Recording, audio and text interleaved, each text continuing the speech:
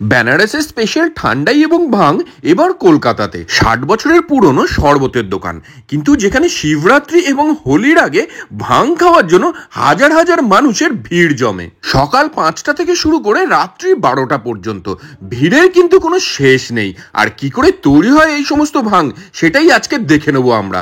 তার আগে ভিডিওটা যারা যারা দেখছেন এবং ভাং খেয়েছেন আপনাদের এক্সপিরিয়েন্স কেমন হয়েছে খাওয়ার পরে সেটা জানাবেন আমাকে কমেন্ট বক্সে। আর দেখতে পাচ্ছেন একে একে ভাং তৈরি হচ্ছে আর গ্লাসের পর গ্লাস শেষ হয়ে যাচ্ছে একদম থো থা করে। আর কিভাবে তৈরি হচ্ছে ভাং এবার দেখুন।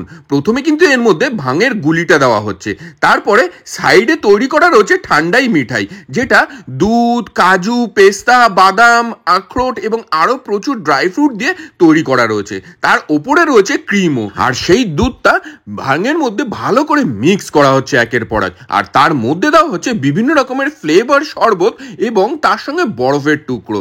আর যে যেমন ভাং খেতে চায় সেই পরিমাণে দেওয়া হচ্ছে এই ভাঙের গুলি। আপনি যদি আপনার শরবতে বেশি ভাং চান তাহলে কিন্তু বেশি করে মেশানো হচ্ছে এই ভাঙের গুলি, তারপর সেগুলোকে ভালো করে মিক্স করা হচ্ছে এবং এই ছাঁকনিতে ছেঁকে সেগুলোকে সার্ভ করা হচ্ছে একের পর এক। আর এইটা হচ্ছে শিবশক্তি শরবত, যেটা রয়েছে বিকেপাল এভিনিউ শোভা বাজারে। আর এখানে যখন আমরা গেছিলাম তখন দেখলাম প্রচুর মানুষ কিন্তু বড় বড় বোতল নিয়ে এসেও তৈরি করা ভাং নিয়ে যাচ্ছে এখানে। এছাড়া আপনি চাইলে ভাঙের গুলিও পেয়ে যাবেন এখান থেকে। সুতরাং এবার হোলি কিন্তু জমে যাবে এই ভাঙের স্বাদেই। আর এই হোলিতে ভাং খাওয়ার মজাই কিন্তু আলাদা। আর শেষে দেখতে পাচ্ছেন এর মধ্যে কিন্তু দেওয়া হচ্ছে প্রচুর পরিমাণে আইসক্রিমও। সুতরাং এটা স্বাদ এতটাই সুন্দর হয়ে যাচ্ছে, না খেলে বুঝতে পারবেন না। আর এখানে দেখুন একদম কড়া ভাং তৈরি হচ্ছে আর বোতলে করে কিন্তু অর্ডার এসছে। প্রচুর পরিমাণে এর মধ্যে আইসক্রিম দেওয়া হলো আর প্রচুর পরিমাণে কিন্তু ভাঙের গুলিও এটা দেওয়া হলো। স্পেশাল তৈরি করা হচ্ছে উনি বাড়িতে নিয়ে যাবেন বলে।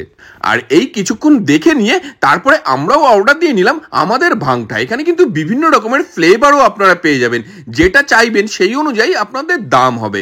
দাম মোটামুটি সাধারণ টাইমে 60 টাকা থেকে শুরু হয়। আমরা আমাদের একদম হালকা বলেছিলাম, তাই অল্প একটু ভাং দেওয়া হলো, তার সঙ্গে ঠান্ডাই দেওয়া হলো। তারপরে এই গ্লাসের মধ্যে দেখতে পাচ্ছেন ভালো পরিমাণে কিন্তু আইসক্রিম দেওয়া হচ্ছে আর তার সঙ্গে দেওয়া হচ্ছে ফ্লেভার। তারপরে সেটাকে ভালো করে মিক্সিং করে নিয়ে দেওয়া হচ্ছে গ্লাসের মধ্যে।